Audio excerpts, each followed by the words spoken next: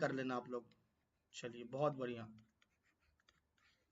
तो सीधा सीधी एक शब्द में कहें कि अगर कोई व्यक्ति धार्मिक जगह को, रिलीजियस प्लेस को, दैट इज जहां पे पूजा की जाती है, अगर उसको डैमेज करे, डिस्ट्रॉय करे विथ इंटेंट टू किसी के दूसरे धर्म के लोगों के आस्था को, बिलीफ को इंसल्ट करने के उद्देश्य से, तो 295 और 295 ए में कोई भी व्यक्ति ऐसा कोई कार्य करता है दैट इज कि वो किसी दूसरे के धर्म के बिलीफ पे मजाक उड़ाता है या दूसरे के धर्म के साथ खिलवाड़ करता है, ऑटरेज करता है उसको, तो यहाँ पे 295 ए के अकॉर्डिंग ऐसा करने वाले व्यक्ति को पनिशमेंट होगी। और पनिशमेंट कितना होगा, तो देखो यहाँ पनिशमेंट वही है, सेम है, एक्सटेंड टू 3 ईयर।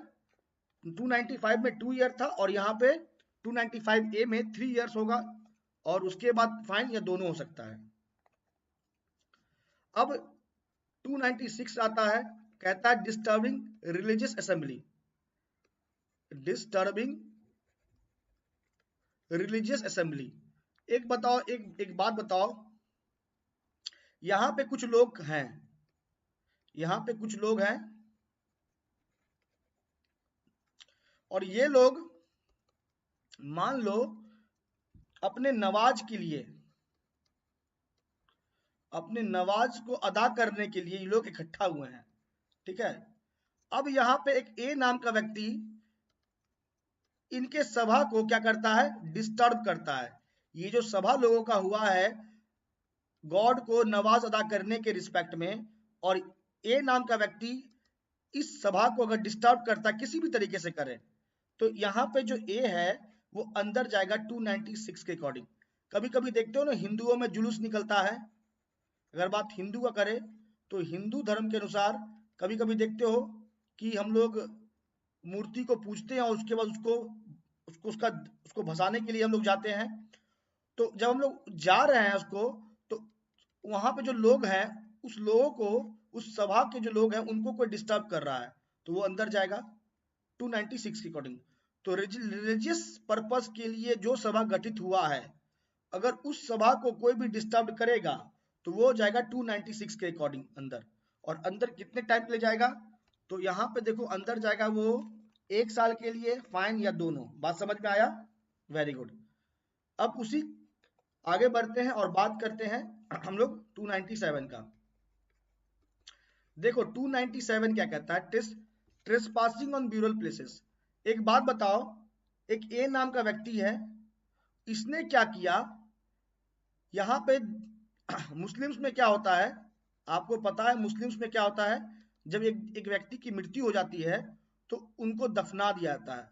तो जब उनको दफना दिया गया है, तो अगर एक व्यक्ति ए उस दफन हुए व्यक्ति के कब्र पे जाके अगर बताओ वहां पे उसके छेड़खानी करेगा, तो उस मिट्टी को जाके वहां के पे जाके उसको गड्ढा कर रहा है, तो ऐसा करने के लिए क्या होगा, ऑप्शन जो ए है, ए पे कार्रवाई हो जाएगी सेक्शन 297 के according, trespassing on burial places. बात समझ में आया। जब किसी क्रिश्चियन धर्म में व्यक्ति को दफना दिया जाता है, तो कॉफिन में दफनाया जाता है, तो व्यक्ति जिसको कॉफिन में दफना दिया गया है, तो वहां की मिट्टी को स्क्रैच करके खोद के फिर से उस कॉफिन को निकाला जाता है। तो यहाँ पे बस इस बात के लिए एक को सजा हो जाएगी 297 के according, trespassing on burial places. Is it clear, very good. तो यहाँ पे सजा जो होगी और यहाँ देखो, यहाँ पे करने का अर्थ, यहाँ पे जो किया कि मूल रूपेण बात अगर समझोगे, तो अगर पूरे इस चैप्टर में देखोगे ना, चैप्टर नंबर 15 में कोई भी एक्ट हो, चैप्टर नंबर 15 में कोई भी एक्ट हो, यहाँ पे एक्ट करने का जो उद्देश्य है, एक्ट करने का जो ऑब्जेक्ट है, देखो यहाँ पे एक चीज, जो एक्ट हो रहा है ऑफेंडर के द्वारा, उसका उद्देश्य है दूसरे के धर्म का मजाक उड़ाना, दूसरे के धर्म को इंजर्ड करना, दूसरे के धर्म के रिलीजियस बिलीफ को चोट पहुंचाना। बस यही मूल पर्पस होता है, मूल उद्देश्य यही है। और बात अगर यही करें तो 297 के अकॉर्डिंग जो पनिशमेंट है, आपको पता 1 साल का पनिशमेंट है, फाइन है, दोनों हो सकता है। चलो यहां तक मैटर क्लियर हो गया 297 297 भी हो गया। अब आगे बढ़ते हैं, बात करते हैं 298 का। 297 के बाद 298 का बात करते हैं। 298 क्या कहता है? Uttering words with deliberate intent to put the religious feeling of any person. यहां भी देखो किसी व्यक्ति के धर्म का मजाक उड़ाया जा रहा है, लेकिन यहाँ पे 298 में क्या कैसे किया जा रहा है? तो कुछ शब्द बोल के, अटरिंग वर्ड्स, आप अगर शब्दों से एक ए नाम का व्यक्ति कुछ बोल के किसी दूसरे व्यक्ति के धर्म का अगर मजाक उड़ाए, ए नाम का व्यक्ति कुछ बोल के डेलिबरेट इंटेंट के साथ, वो इसी इरादे के साथ ही बोल रहा है ताकि उस दूसरे वाले व्यक्ति का धर्म का मजाक उड़े, उसके रिलीजियस फीलिंग को चोट पहुंचे, तो ऐसा करने के लिए एक को सजा होगा 298 के अकॉर्डिंग। और सजा देखो यहाँ पे भी सेम है, 1 साल का इम्प्रिजनमेंट या फिर फाइन या फिर दोनों हो सकता है, या फिर दोनों हो सकता है। बात समझ में आ गई? तो 298 में क्या था? 298 में कुछ बोल के, और यहां पे देखोगे 295 में, तो 295 ए में देखोगे तो वहां पे कुछ करके था। Is it clear? इसको 295 ए के साथ जोड़ के पढ़ना। यहाँ पे 295 ए के अकॉर्डिंग भी व्यक्ति के या क्लास ऑफ पर्सन के धर्म का मजाक उड़ाया जा रहा है, धर्म को नुकसान पहुंचाया जा रहा है, लेकिन कुछ करके। और 298 में बोल के मजाक उड़ाया जा रहा है, बोल के धर्म को इंजर्ड किया है दूसरे व्यक्ति का। बात समझ में आया? चलिए, वेरी गुड। पनिशमेंट वही है 298 के अकॉर्डिंग जो पनिशमेंट है, आप देखोगे अगर तो यहाँ पे पनिशमेंट 1 साल का है, फाइन है या दोनों है। चैप्टर 15 कंप्लीट हो गया। चैप्टर 15 भी आप लोगों का कंप्लीट। इसका मतलब हम लोगों ने इस सीरीज में इंडियन पिनल कोड का चैप्टर 15 तक शुरू से लेके चैप्टर 1 से शुरू किए थे और चैप्टर 15 तक हो गया हम लोग का कंप्लीट। अब हम लोग आ गए हैं ट्रिपल सेंचुरी की तरफ। अब हम लोग ट्रिपल सेंचुरी की तरफ मूव कर गए हैं। चलिए, अब रह गया बात, ये जो सेगमेंट है चैप्टर नंबर 16 का, ये बहुत इंपॉर्टेंट सेगमेंट है। Offence against human body, offences against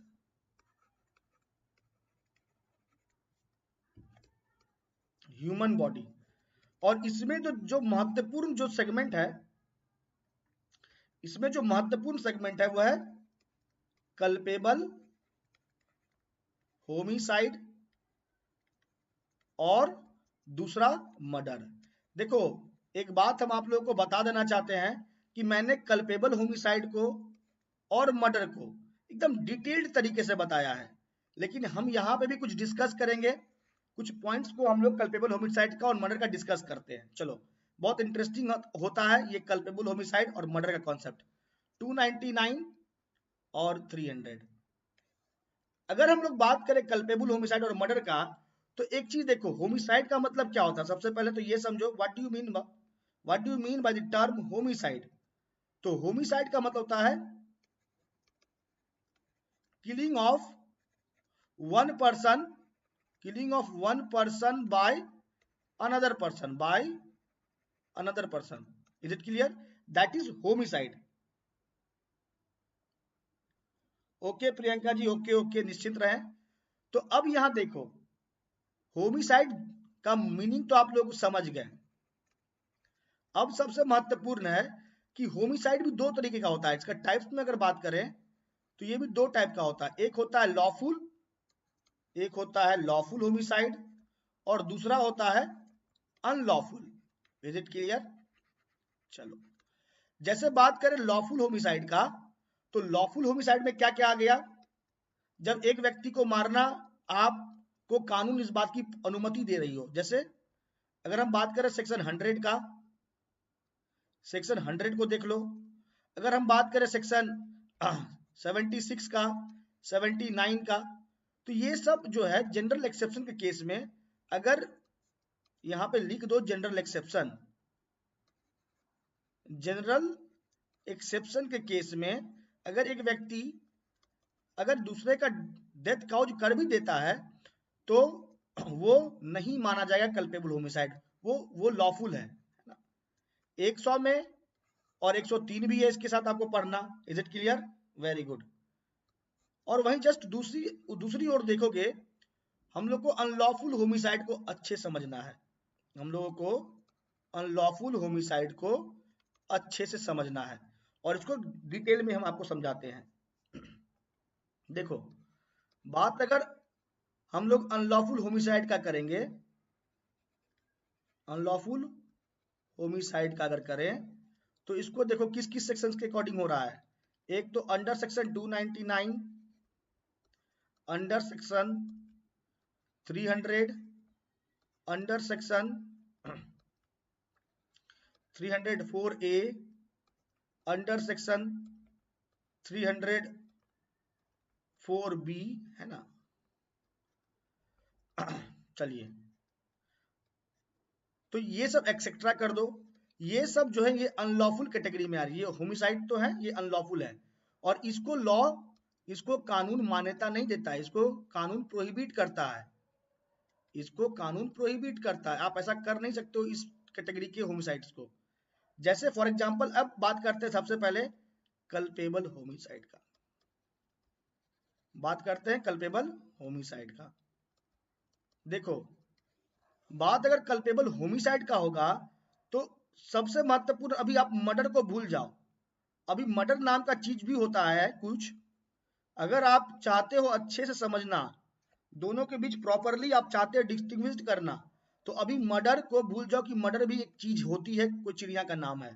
पहले कल्पेबल होमिसाइड को अच्छे से समझ लोगे, मर्डर ऑटोमेटिकली आपको अच्छे से समझ में आ जाएगा। जैसे अगर बात करें कल्पेबल होमिसाइड का, तो क्या कहता है, देखो बस पॉइंट्स को देखना। कहता है whoever causes death, whoever causes death by doing an act, by doing an act with the intention of causing death, with the intention of causing death। अगर ये तीन बातें समझ में आ गई तो जीवन में कभी दिक्कत नहीं होगा कल्पेबल होमिसाइड को समझने में। ये तीन फॉर्मूला लेके चले जाना बस इस सेगमेंट से। चलिए एक एक एक point number two, point number two में आओ तो पॉइंट नंबर टू कहता है doing an act, whoever causes death by doing an act with the intention of causing death, या doing an act with the intention of causing, with the intention of causing bodily injury, with the intention of causing bodily injury which is likely to cause death, which is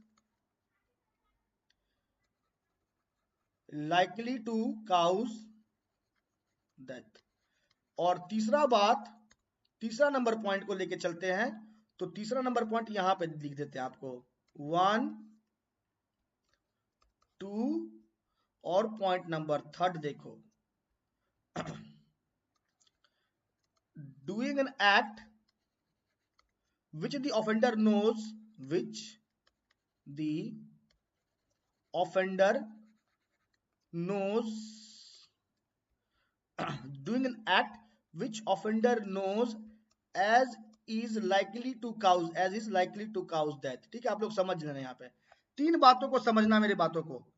अगर एक व्यक्ति ने इस इरादे से ही कोई काम किया कि उसका इंटेंशन है कि जिस व्यक्ति के अगेंस्ट काम हो रहा है उसका डेथ हो जाए, अगर एक व्यक्ति ने दूसरे व्यक्ति के खिलाफ कार्य किया ही इस इरादे से है कि उस दूसरे वाले व्यक्ति का हो जाए मौत, तो वो मौत क्या कहलाएगा? वो मौत कल्पेबल होमिसाइड कहलाएगा। Is it clear? अब देखो दूसरा नंबर पॉइंट, एक एक बात को तरीके से सुन लेना, बस ध्यान से सुन लो बातों को बस। पहले दूसरा नंबर पॉइंट क्या कहता है, देखो कि अगर कोई व्यक्ति ने कार्य किया है, इस इरादे से किया है कि उसको बॉडली इंजुरी देना है, इंटेंशन क्या था?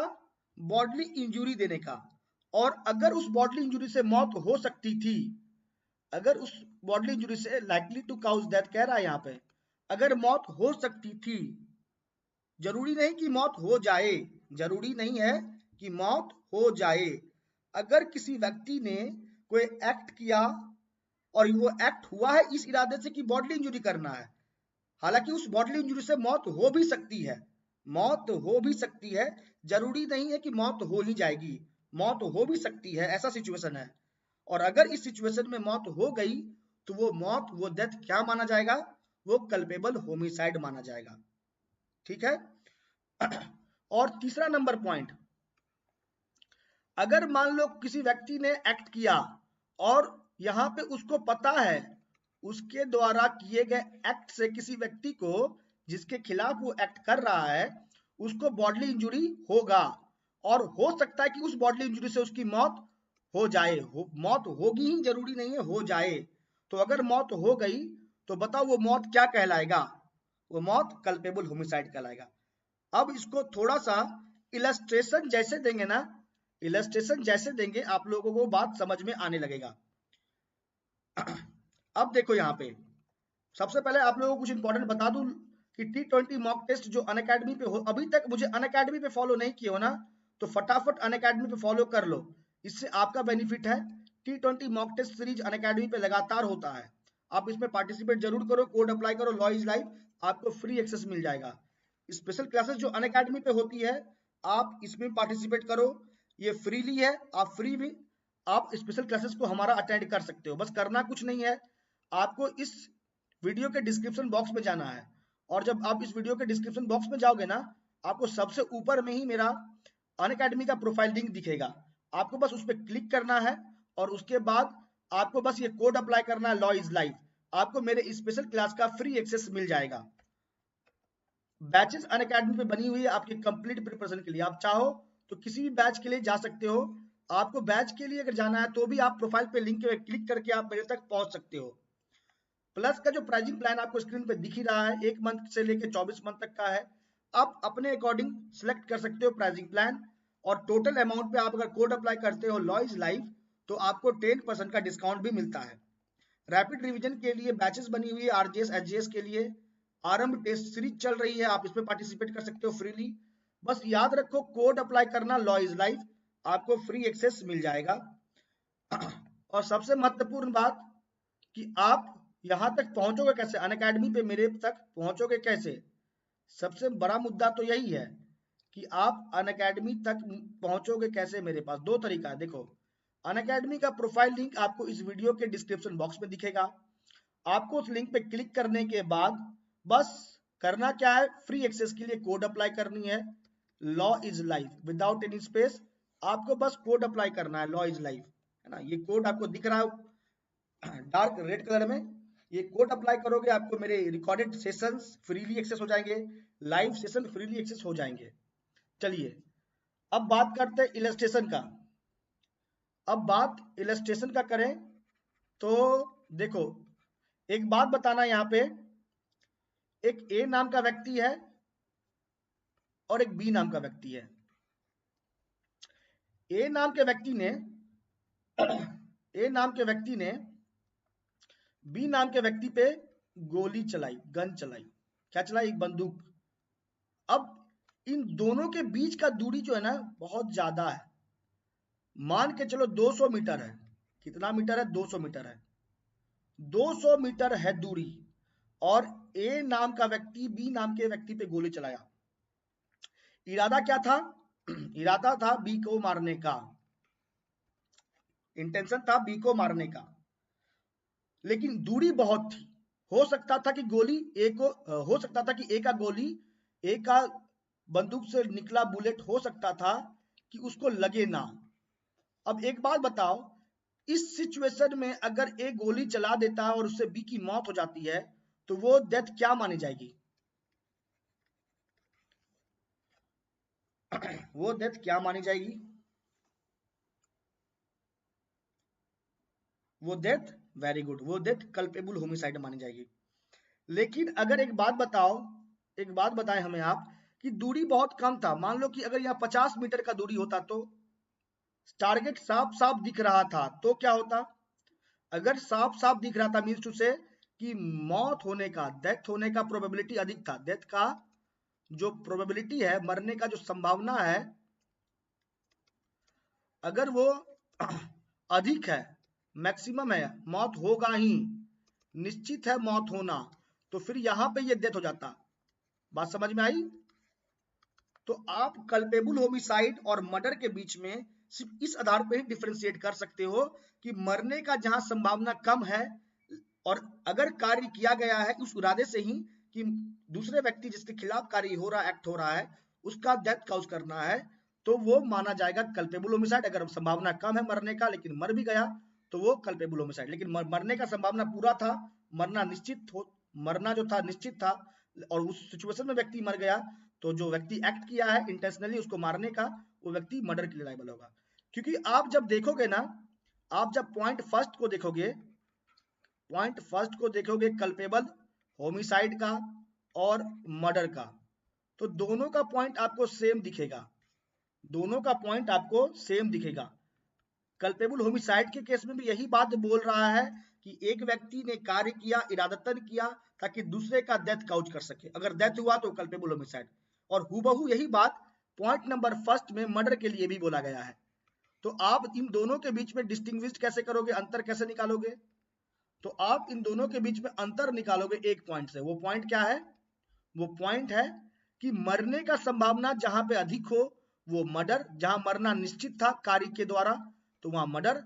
अगर मरना निश्चित नहीं था, हो सकता था कि मौत हो सकती थी, लेकिन फिर भी अगर मौत हो गई तो वो कल्पेबल होमिसाइड हो जाता है। चलिए, बात समझ में आ गया। एक इलस्ट्रेशन देते हैं, आप बताना हमको ये क्या है। एक ए नाम का व्यक्ति है, एक बी नाम का व्यक्ति है। आप इलस्ट्रेशन को देखोगे ना 299 में, तो भी ये इलस्ट्रेशन दिख जाएगा आपको। अब यहाँ देखो क्या हो रहा है कि ए नाम का व्यक्ति है, एक बी नाम का व्यक्ति, एक सी नाम का व्यक्ति है। सी को पता है कि इस झाड़ी के पीछे, दैट मीन्स इस बुश के पीछे, इस झाड़ी के पीछे जो है ना बी है, इस बात की जानकारी सी को है। Is it clear? लेकिन इस बात की जानकारी ए को नहीं है, ए को नहीं है। और सी ने क्या किया, ए को बोला कि तुम इस झाड़ी के पीछे गोली चलाओ ना, यहाँ पे जो है ना हिरन है, यहाँ पे हिरन है, देखो झाड़ी में मूवमेंट हो रहा है ना, तो यहाँ पे हिरन छुपी हुई है, तुम गोली चलाओ, हिरन मर जाएगी, उसके बाद हम हिरन को मार्केट में जाके बेच देंगे, सेल आउट कर देंगे। अब देखो यहाँ पे क्या हो रहा है, एक्चुअली में कौन है वहां पे? हिरन है? नहीं, वहां पे बी है। और इस बात की जानकारी सी को भली भांति है, लेकिन ए को नहीं है। और ए सी के कहने पे गोली चला देता है, और झाड़ी के पीछे जो बी था उसका डेथ हो जाता है। सवाल यह है कि जो डेथ हुआ उसके लिए ए का क्या लायबिलिटी है? ए ने कौन सा अपराध किया? पहले ए ने कौन सा अपराध किया, हमको ये बताइए। क्या ए ने कोई ऑफेंस किया? क्या ए ने कोई ऑफेंस किया?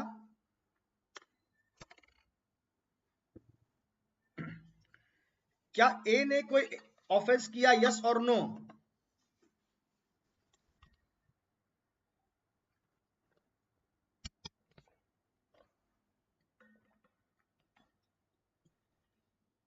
नहीं किया। Very good, very good. अब सवाल यह है कि क्या सी ने कोई ऑफेंस किया? सी ने जो ऑफेंस किया वो कल्पेबल होमिसाइड है। सवाल यह कि ये कल्पेबल होमिसाइड क्यों हुआ? सवाल हमको बस इतना समझाना है।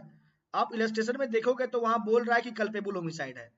ये कल्पेबल होमिसाइड क्यों हुआ ये समझना बहुत जरूरी है, ये समझना बहुत जरूरी है। ये कल्पेबल होमिसाइड क्यों हुआ? अब देखो, सी जो काम कर रहा है, सी के द्वारा जो एक्ट हो रहा है भड़काने का ए को, वो ए से क्या चाहता है? क्या इंटेंट है सी का? कि बी का डेथ हो जाए।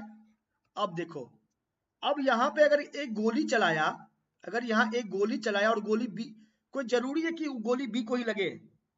क्या कोई जरूरी है कि वो गोली बी को ही लग जाएगी? क्या कोई जरूरी है कि ए गोली चलाएगा सी के कहने पे तो वो गोली बी को लग जाएगी और वो गोली सर पे ही लगेगी? ऐसी जगह लगेगी कि जहां से जो बी है वो मर जाए, कोई जरूरी है? Very good. तो यहाँ पे जरूरी नहीं था, तो डेथ होना निश्चित नहीं था। यहाँ डेथ का प्रोबेबिलिटी नहीं, डेथ का जो प्रोबेबिलिटी जो था वो बहुत कम था, डेथ होना सर्टेन नहीं था, डेथ होना सर्टेन नहीं था। लेकिन इस सिचुएशन में अगर डेथ हो भी गई तो इसलिए ये डेथ क्या माना गया? कल्पेबल होमिसाइड माना गया। बात समझ में आया कि कल्पेबल होमिसाइड क्यों माना गया? एक बार ठोक दो ताली। अगर समझ में आ गया तो एक बार ठोक दे ताली। उसके बाद हम लोग अगले इलस्ट्रेशन की ओर मूव करते हैं। चलिए, वेरी गुड। अगला इलस्ट्रेशन को देखो। सोच और समझ के जवाब दीजिएगा।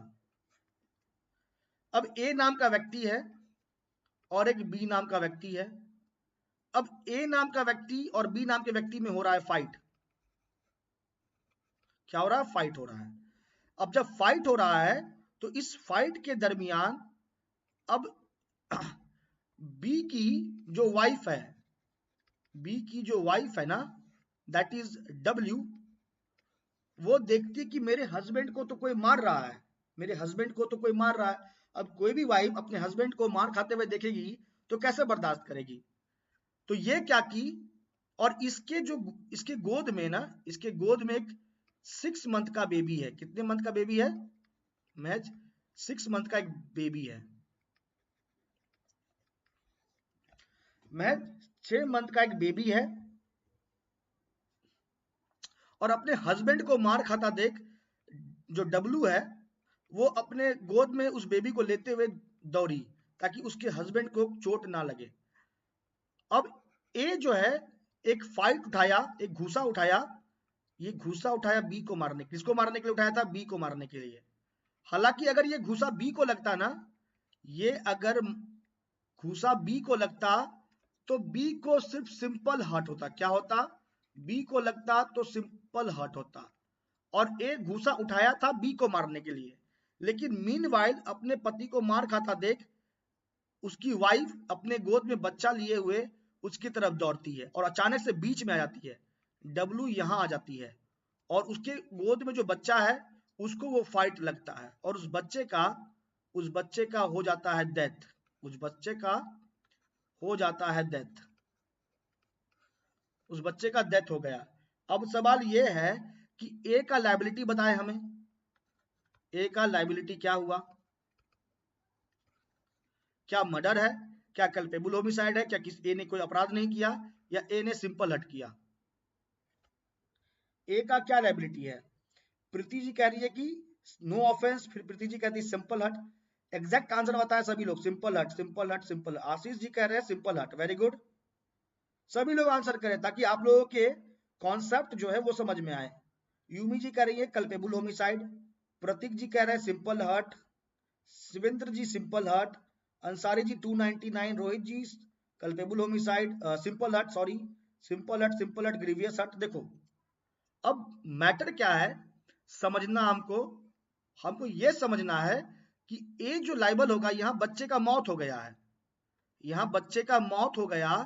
इस बच्चे का मौत होने के बावजूद भी, बच्चे का डेथ होने के बावजूद भी ए का लायबिलिटी हुआ सिंपल हर्ट का। क्या हुआ? सिंपल हर्ट का हुआ। अब सवाल यह है कि सिंपल हर्ट का लायबिलिटी ही क्यों हुआ? The most important question is that कि सिंपल हर्ट का ही लायबिलिटी क्यों हुआ, यह समझना जरूरी है। देखो अब एक बात यहां समझना, जब ए ने फाइट उठाया था मारने के लिए बी को, क्या उसका इंटेंशन था क्या बी का डेथ काउज करने का? नहीं था। दूसरी बात, क्या ए बी को इसी इरादे से मार रहा था कि उसको बॉडली इंजरी करेंगे और उसकी डेथ हो जाएगी? ये भी नहीं था। क्या ए को जानकारी थी, क्या ए को जानकारी थी कि अगर हम वो एक्ट करेंगे जिससे बी को बॉडली इंजरी होगा और उससे बी मर सकता है? इसको जानकारी थी? नहीं थी। ये तीनों सिचुएशन नहीं था। तो अगर वो घूसा बी को लगता तो वो मैच सिंपल हट होता। हालांकि वो घूसा बीच में आने से डब्लू के गोद में जो बच्चा था उसको लग गया, तो यहाँ पे वो घूसा बच्चा को लग गया, लगना था बी को, और बी को लगता तो वो सिंपल हट होता।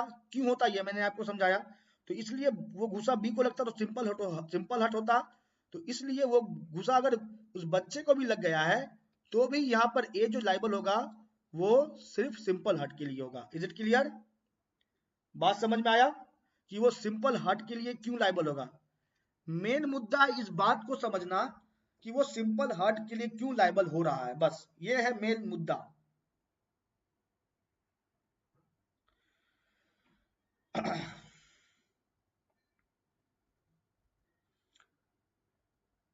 वेरी गुड, ये समझ में आ गया ना कि क्यों हुआ सिंपल हर्ट के लिए ए लाइबल। अब अगर आ गया, वेरी गुड। चलो, क्योंकि यहाँ सिंपल है, यहाँ पे सिंपल है। आपने जब कल्पेबल होमिसाइड के डेफिनेशन को देखा तो कल्पेबल होमिसाइड के डेफिनेशन में एक चीज क्या थी कि एक्ट होना चाहिए उस इंटेंशन से कि डेथ हो जाए। दूसरी बात कि एक्ट उस इंटेंशन से होना चाहिए कि बॉडली इंजुरी करनी है, ताकि बॉडली इंजुरी से मौत हो सकती है, अगर हो गई तो कल्पेबल होमिसाइड। या एक्ट हुआ है बॉडली इंजुरी करने के रिस्पेक्ट में, और उस बॉडली इंजुरी के बारे में ऑफेंडर को पता है कि उससे मौत हो सकती है, और अगर मौत हो गई तो तीनों सिचुएशन में वो कल्पेबल होमिसाइड होगा। लेकिन जब हम लोग इस इलस्ट्रेशन को देखते हैं तो यहाँ पे ऐसा कोई इरादा था, ऐसा कोई बी को लेके ए का कोई इंटेंशन था? कोई इंटेंशन नहीं था। अगर वो सिर्फ बी को लगता तो सिंपल हट होता। हालांकि वो बी को नहीं लग के ए को भी, बी को नहीं लग के अगर उस बच्चे को भी लग गया तो फिर यहाँ पे ए सिंपल हर्ट के लिए लाइबल होगा। Is it clear? चलिए अब एक और उदाहरण देते हैं आपको, और मजा आएगा बात को समझना।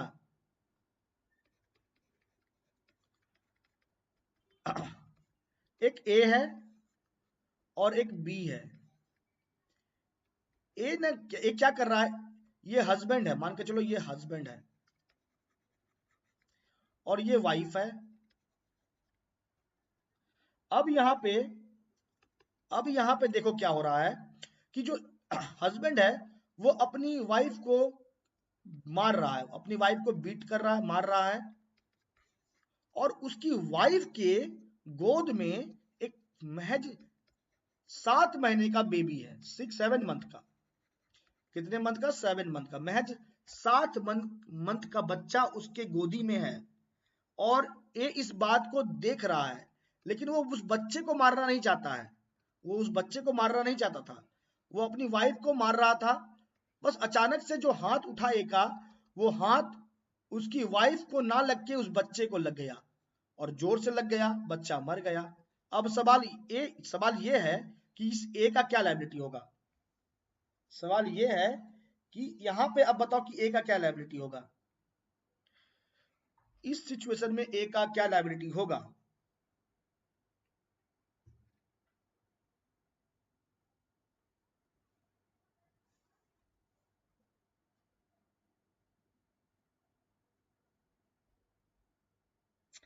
प्रीति जी कह रही है कल्पेबल होमिसाइड, शशि जी कह रहे हैं कल्पेबल होमिसाइड, हस्बैंड को तो थी नॉलेज। हाँ वेरी गुड, ठीक है, वेरी गुड। तो यहाँ पे कल्पेबल होमिसाइड क्यों हो गया?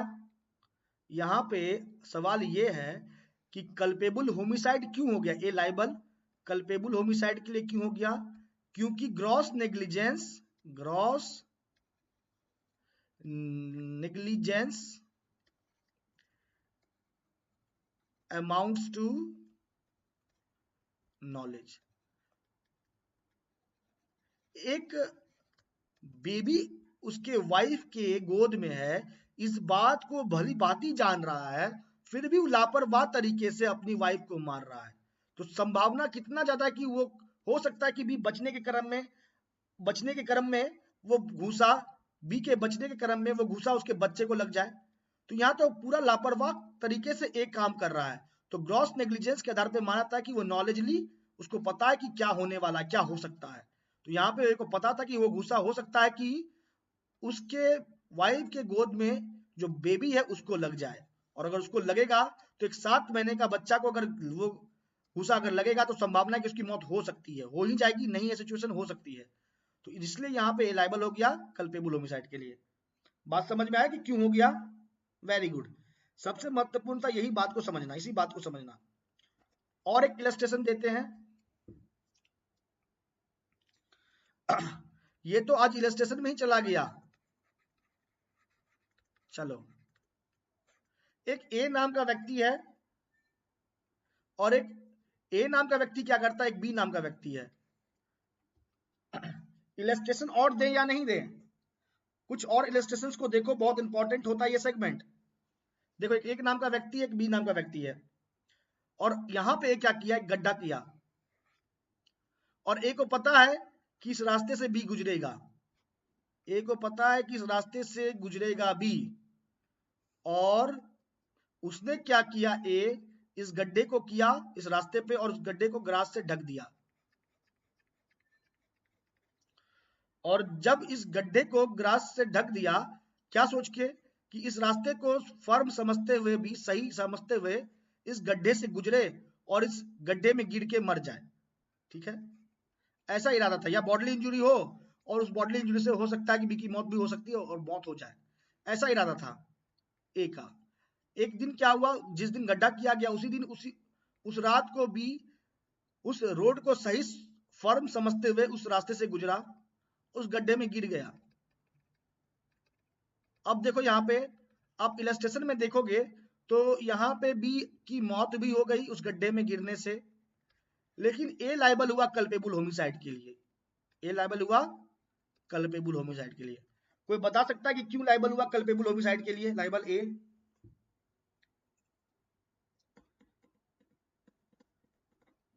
ये बताओ कि क्यों हुआ कल्पेबल, मर्डर क्यों नहीं हुआ यहाँ पे, मर्डर क्यों नहीं हुआ, ए का लायबिलिटी, कल्पेबल होमिसाइड ही क्यों हुआ?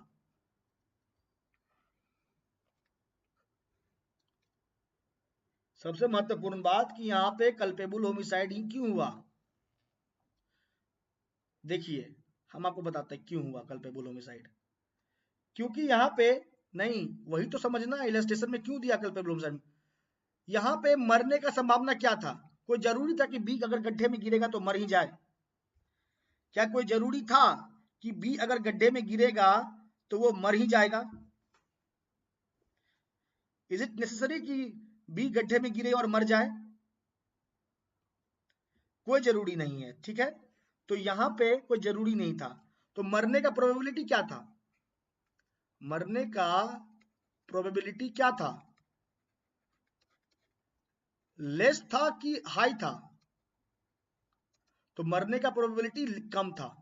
तो मरने का जहां भी प्रोबेबिलिटी कम हो, दैट मीन्स कि अनसर्टेन हो, मैटर अनसर्टेन हो, मरना तय है कि नहीं है, इस सिचुएशन में अगर मौत होता है तो वो डेथ कल्पेबल होमिसाइड माना जाता है, ठीक है, बात समझ में आ गई।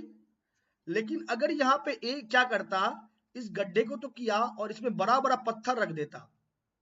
अगर यहाँ पे एक गड्ढा किया, ठीक है, और गड्ढे को ग्रास से ढक भी दिया, साथ में नुकीला पत्थर रख दिया बड़ा बड़ा, उस गड्ढे में बड़ा बड़ा नुकीला पत्थर रख दिया। अब बताओ मरने का प्रोबेबिलिटी इस सिचुएशन में क्या है, मरने का प्रोबेबिलिटी इस सिचुएशन में है सर्टेन, सर्टेन है। अगर इस सिचुएशन में बी की मौत हो जाएगी ना, तो ये मौत मर्डर मानी जाएगी। बात समझ में आई यहां तक, यहां तक बात समझ में आ गया? चलिए, वेरी गुड। तो ये हो गया मूल, बहुत इंपॉर्टेंट पॉइंट था ये सब। चलो, बाकी हम आपको क्या बोल रहे हैं, हम आपको क्या बोलना चाह रहे हैं कि बड़े ध्यान से सुनना इस बात को बड़े ध्यान से सुनना, जो हम बताना चाह रहे हैं। अगर आप लोग चाहते हो मर्डर और कल्पेबल होमिसाइड का कंप्लीट चाहते हो, लेक्चर को देखना चाहते हो ना, कि कंप्लीट ईच एंड एवरीथिंग, ये तो मैराथन सीरीज, देखो ये तो मैराथन सीरीज है, करेक्ट। अगर इसमें हर बात को डिटेल में जाएंगे बताने को तो बहुत देर हो जाएगी, ठीक है।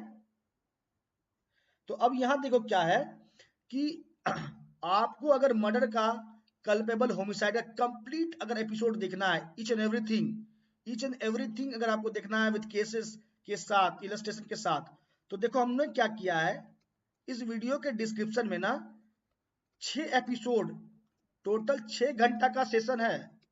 टोटल कितने घंटा का सेशन है, 6 आवर का। 6 वीडियोस होंगे, 6 वीडियोस, वो भी 6 घंटा लगातार, 6 घंटा का वीडियो होगा, आप उस वीडियो को जरूर देखना, मैंने डिस्क्रिप्शन में लिंक दे रखा है। कल्पेबल होमिसाइड और मर्डर बोल के मैंने इस वीडियोस का लिंक, इस 6 वीडियोस का लिंक मैंने डिस्क्रिप्शन बॉक्स में दे रखा है। आप क्या करना, बस उन 6 वीडियोस को एक बार देख लो, एक बार क्या करो, देख लो। अगर देख लोगे ना एक बार, तो आपको कल्पेबल होमिसाइड और मर्डर के बीच में इलस्ट्रेशन, केसेस, एग्जाम्पल्स, हर चीज, कैसे इसका संबंध जनरल एक्सेप्शन से है ना, कैसे कभी कोई culpable homicide negligence, death cause by negligence के कैटेगरी में आ जाता है। तो I have taught each and everything in this 6 videos, जो आपको इसका लिंक मिल जाएगा इस वीडियो के डिस्क्रिप्शन बॉक्स में। चेकआउट कीजिए फटाफट, देखिएगा जरूर इसको, ठीक है। हम आगे प्रोसीड करते हैं, तो आप लोग इसको जरूर देखना और देख के मुझे बताना। और कोई भी अगर डाउट आता है, कोई डाउट आई होप नहीं आएगा आपको, damn sure, I am 100% sure कि 1% भी उसके बाद आपको कोई डाउट नहीं रहेगा इस बात को डिस्टिंग्विश करने में कि कौन सा मौत कल्पेबल होमिसाइड हो रहा है और कौन सा मौत मर्डर माना जा रहा है। 1% भी डाउट नहीं रहेगा। अगर इस 6 वीडियोस को आपने देख लिया, 6 घंटा का वीडियो है, 1 आवर का, मैंने बातों को डिटेल में बताया है, ठीक है। जो जरूर देखना, ताकि समय कम है, देखो समय भी तो कम है ना, आरजीएस का एग्जाम बगल में है, एचजीएस का एग्जाम बगल में, समय कम है। इसको जरूर देख लेना एक बार, आपका एक एक डाउट क्लियर हो जाएगा मर्डर कल्पेबल होमिसाइड का। और अगर फिर भी कोई समस्या रह जाती है आपको, मैंने बोला ना आप लोगों के लिए सोनू सर है, अगर फिर भी कोई समस्या रह जाती है तो बस करना कुछ नहीं है, आपको इस वीडियो के डिस्क्रिप्शन में जाना है और देखो अनअकैडमी का प्रोफाइल लिंक है, वहां पे क्लिक करके फॉलो अप करके आप कोड अप्लाई कर देना, law is life free class access हो जाएगा। आप मेरे लाइव क्लास में कोई सवाल पूछ सकते हो, आप मेरे लाइव क्लास में सवाल कर सकते हो, इवन कि आप मेरे इंस्टाग्राम पे मुझे फॉलो करके आप मुझसे वहां पे जुड़ सकते हो और मेरे से वहां पे कांटेक्ट करके कोई भी सवाल हो आप पूछ सकते हो। चलिए, तो अब विदाउट वेस्टिंग मच टाइम हम लोग आगे बढ़ते हैं, और कोई भी समस्या हो तो फटाफट आप जरूर देखना उस वीडियो को। तो चलिए हम लोग अब 300, आप लोग 300 को भी देख लेना, 299 को भी देख लेना, बहुत डिटेल में गए हैं। चलो 301, 301 का भी आपको मिल जाएगा वहां वीडियो, लेकिन 301 आपको बताते हैं। ये 301 गवर्न करता है doctrine of transfer of malice से, doctrine of malice, transfer of malice. एक बात बताना हमको, ए नाम का व्यक्ति है, बी नाम का व्यक्ति है, एक सी नाम का व्यक्ति है। ए नाम का व्यक्ति एक्ट किया बी को मारने के लिए, लेकिन वो गोली सी को लग गई। बताओ क्या हुआ यहाँ पे? वो गोली अगर बी को लगता तो बी का मौत होना निश्चित था। हालांकि बी अपने पोजीशन से हटा और सी मान लो यहाँ पे खड़ा था, सी को मारने का कोई इरादा नहीं था ए का, ना ही ए को सी दिख रहा था। हुआ क्या कि बी को मारने का इरादा था और बी अपने जगह से उसी पॉइंट ऑफ टाइम पे हटा और वो गोली जाके सी को लग गई। अगर वो बी को लगती तो मौत निश्चित था बी का, तो सी को लग गई तो ए का लायबिलिटी क्या होगा? वेरी गुड, ए का लायबिलिटी मर्डर का हो जाएगा। क्या होगा? मर्डर का हो जाएगा। क्यों? क्योंकि बी का मौत होता तो माना जाता मर्डर, तो इसलिए जो इंटेंट ए का था बी के रिस्पेक्ट में वो मूव करके ट्रांसफर हो जाएगा सी के रिस्पेक्ट में, और माना जाएगा कि ए ने सी को ही इंटेंशनली जान से मारने का कोशिश किया था, जान से मारने के लिए गोली चलाई थी और सी की मौत हुई है इसी क्रम में और सी मर गया, तो वो मर्डर है। जैसे एग्जाम्पल देते हैं, एग्जाम्पल एक और देते हैं, ये सारा मैटर हम लोगों ने डिस्कस किया है। एक और इलस्ट्रेशन देते हैं। एक बात बताओ, एक ए नाम का व्यक्ति है और एक बी नाम का व्यक्ति है। ए चाहता है कि बी का मौत हो जाए, लेकिन है हुआ क्या कि एक टेबल पे बी सी डी ये तीन लोग, एक टेबल पे ये तीन लोग बैठे हुए हैं, एक टेबल पे ये तीनों लोग बैठे हुए हैं और ए बी को मारने के इरादे से क्या किया, एक बच्चे को बुलाया और बच्चे के द्वारा एक प्लेट में खाना भिजवाया, एक प्लेट में खाना भिजवाया उन लोगों के लिए, और बी के प्लेट में क्या किया, उसने पॉइजन मिला दिया, बी के प्लेट में उसने पॉइजन मिला दिया। अब देखो क्या सोच के मिलाया कि वो खाने को बी खाए और बी मरे, लेकिन उस खाने को गलती से बी ने नहीं खाया, सी खा के सी मर गया, तो यहाँ मौत होना का संभावना क्या था? जरूरी था कि वो खाना बी ही खाएगा जो बच्चा लेके जाएगा? संभावना था ना कि वो खाना, हो सकता है कि वो बच्चा वो प्लेट को बी के जगह पे ना रख के सी के जगह पे रख सकता था। वो बच्चा को जरूरी नहीं कि सी के जगह पे रख के डी के जगह पे ही रख देता। हो सकता था कि वो बच्चा से प्लेट ही गिर जाता, हो सकता है वो बच्चा से प्लेट ही गिर जाता ले जाने क्रम में, क्योंकि वो बच्चा था। तो अब यहाँ पे अगर वो खाने को बी ने नहीं खाया, सी खा लिया और सी मर गया, तो यहाँ पे जो डेथ है वो कल्पेबल होमिसाइड हुआ। लेकिन ए सी का डेथ करना नहीं चाहता था, वो तो बी का क्या करना चाहता था। क्या फिर भी ए लाइबल होगा कल्पेबल होमिसाइड के लिए?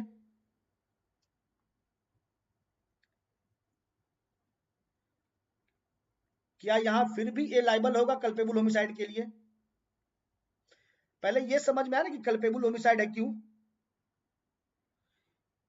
ये कल्पेबल होमिसाइड है क्यों है, और लाइबिलिटी जो आएगी ए पे वो इसलिए आएगी कल्पेबल होमिसाइड की, क्योंकि यहाँ भले ही उसका इरादा नहीं था सी को मारने का, लेकिन यहाँ पे जो बी को मारने का था, माना जाएगा कि सिचुएशन ऐसा है कि जो इंटेंट मारने को बी के रिस्पेक्ट में था वो ट्रांसफर होकर सी के रिस्पेक्ट में मूव हो जाएगा। एक समझ में आई बात?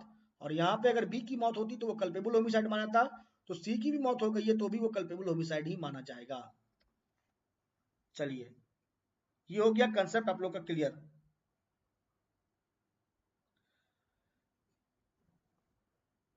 अगर, हाँ वेरी गुड, अगर मान लो, हाँ वेरी गुड सची सची जी, शशि जी, अगर खाना ले जाने के क्रम में, अगर खाना ले जाने के क्रम में खाना गिर गया तो क्या होगा?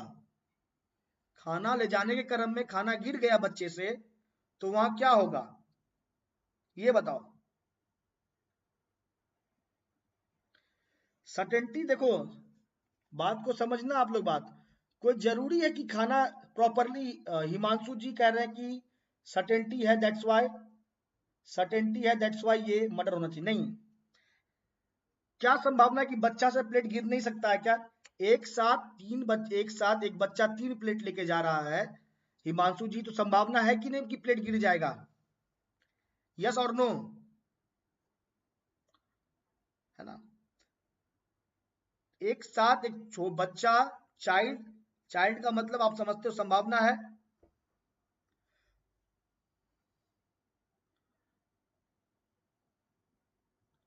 तो अब यहां देखो, आरके एजुकेशन ऑनलाइन जॉब कह रहे हैं कि सर आपकी शादी हो गई। चलिए यहां पे फोकस कीजिए, मेरी शादी को ये बहुत टाइम है, क्यों आप इतना जल्दी चाह रहे हो कि मेरी शादी हो जाए? यहाँ पे फोकस करें आप लोग।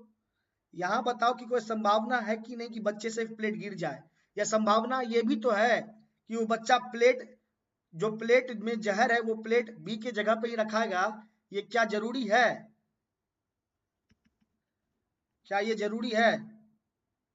ये कोई जरूरी नहीं है कि वो प्लेट बच्चा बी के जगह पे ही रखे, या कोई जरूरी है कि बी उसी वक्त खाना नहीं खा के उठ जाए? प्रोबेबिलिटी है कि नहीं है, हमको ये बताओ। कुछ भी हो सकता है कि नहीं, ऐसा सिचुएशन है कि नहीं, संभावनाएं है कि नहीं, प्रोबेबिलिटी है कि नहीं, बस हमको ये बताओ सब। ये कोई भी सिचुएशन का प्रोबेबिलिटी है, संभावना है ना?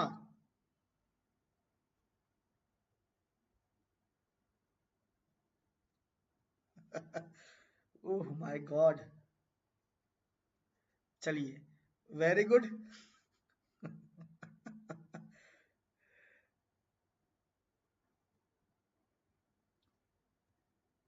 तो संभावना है कि कुछ भी हो सकता था कि प्लेट गिर जाए, हो सकता था कि वो प्लेट उसके जगह पे ना हो, कोई और जगह पे हो जाए, हो सकता था कि बी उसी टाइम खाना ना खाए उठ जाए।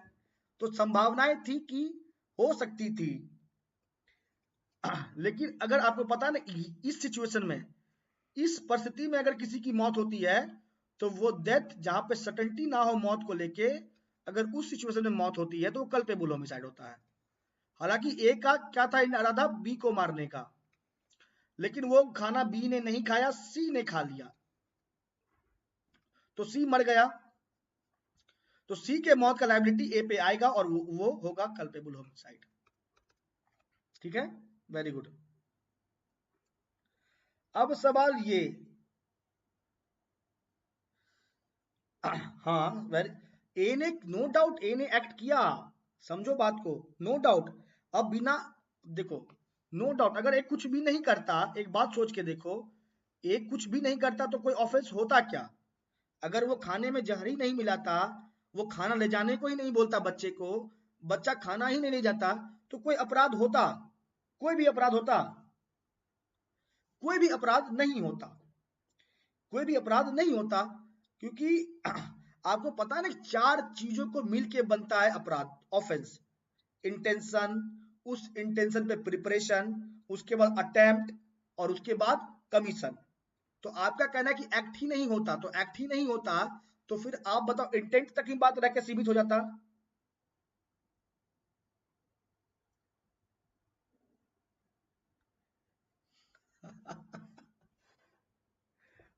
आरके एजुकेशन ऑनलाइन जॉब, आप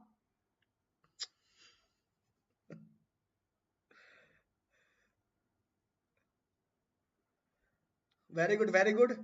देखो हर पल का एंजॉय लो, आरके जी हर सिचुएशन का एंजॉय लीजिए। ऐसा मत बोलिए जो खाना मिल रहा है वो भी खाना नहीं मिले, ठीक है ना? कम से कम आपको खाना तो मिल रहा है ना, तो उस पर फोकस कीजिए। चलो यहाँ पे फोकस कीजिए आप लोग। तो यहाँ पे हम थे, ओहो, हम यहाँ पे थे कि संभावना है ना यहाँ पे, तो प्रोबेबिलिटी में अगर डेथ होती है तो ऐसे सिचुएशन में डेथ जहां हो भी सकती है नहीं भी, और उस सिचुएशन में डेथ होगी तो वो होता है कल्पेबल होमिसाइड। ठीक है, तो अब सवाल ये कि अगर बीच में खाना बच्चे से गिर जाता, अगर बच्चे से वो खाना बीच में गिर जाता, तो फिर अब बता दो हमको कि ए का उस वक्त क्या लायबिलिटी होता? अगर बच्चा खाना ले जा रहा है लेकिन खाना गिर गया,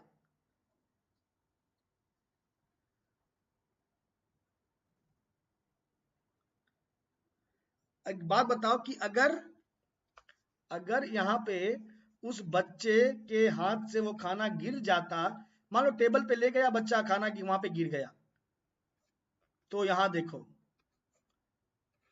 यहाँ पे अटेम्प्ट मान लिया जाएगा। क्या माना जाएगा? यहाँ पे अटेम्प्ट हो गया, अटेम्प्ट तक ही बात सीमित रह जाएगी, अटेम्प्ट तक ही बात जाके सीमित रह जाएगी। बात समझ में आई? तो अब यहाँ पे एक liability attempt to culpable homicide का हो जाएगा, 308 के अकॉर्डिंग वो अंदर जाएगा, 308 के अकॉर्डिंग इस सिचुएशन में वो अंदर जाएगा। नो ऑफेंस नहीं। देखो एक बात याद रखो, अटेम्प्ट को लेके एक बात याद रखना, एक बात याद रखो, यहाँ क्लियर कर देते हैं। देखो अगर वो बच्चे को अगर उस बच्चे के प्लेट में वो जहर मिलाता ही नहीं, अगर मान लो उस बच्चे के प्लेट में अगर उसने जहर मिला देता, फॉर एग्जाम्पल यहाँ देखना दो सिचुएशन, एक सिचुएशन में अगर उसने क्या किया, प्लेट में जहर मिला दिया, प्लेट में पॉइजन तो मिला दिया उस खाने में, लेकिन उसने बच्चे को नहीं सौंपा वो प्लेट, तो यहां पे कोई ऑफेंस नहीं माना जाएगा। दूसरी बात, दूसरी बात, अब यहां बड़े ध्यान से समझना बातों को, यहां पे अटेम्प्ट का मतलब क्या होता है? कमीशन की तरफ आप मूव कर चुके हो। अब अटेम्प्ट का मतलब क्या होता है कि आप कमीशन की तरफ मूव कर चुके हो, बस अनसक्सेसफुल अटेम्प्ट रह गया, आपका अनसक्सेसफुल माफ कीजिएगा, कमीशन रह गया, उसी को तुम अटेम्प्ट कहते हैं। बात समझ में आया? तो बच्चा अगर बच्चे के प्लेट में खाना मिला दिया था लेकिन बच्चा लेके भी नहीं जाता, तो भी यहां तक कोई अपराध नहीं होता, लेकिन यहां तो बच्चा के प्लेट में खाना मिला दिया गया है, मतलब कि कमीशन की तरफ आगे मूव कर चुका है व्यक्ति। तो यहां पे जैसे वो मूव किया, अब यहां पे दो ही चीज होगी, या तो सक्सेसफुल कमीशन या तो अनसक्सेसफुल कमीशन। सक्सेसफुल हो गया तो वो तो अपराध घटित हो गया, लेकिन अनसक्सेसफुल रह गया कमीशन तो वो अटेम्प्ट हो गया। Is it clear? बात समझ में आई?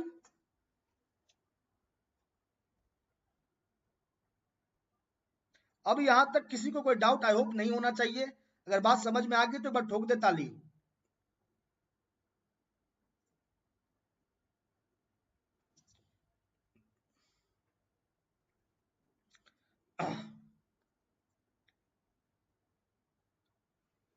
वेरी गुड,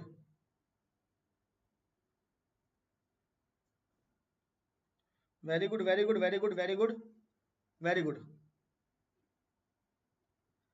चलिए बहुत बढ़िया। तो चलो कोई बात नहीं, लेकिन कुछ इंपॉर्टेंट चीजें तो आप लोगों को समझ में आई। चलिए बहुत बढ़िया। तो देखो आज का सेशन को करते हैं यहाँ पे विराम लगाते हैं, फिर हम लोग अब नेक्स्ट सेशन में आप लोगों से मुलाकात करेंगे अपने इंडियन पिनल कोड के सेगमेंट के साथ। तो बने रहिएगा आप लोग। हाँ कल मर्डर मूवी होगा, वेरी गुड।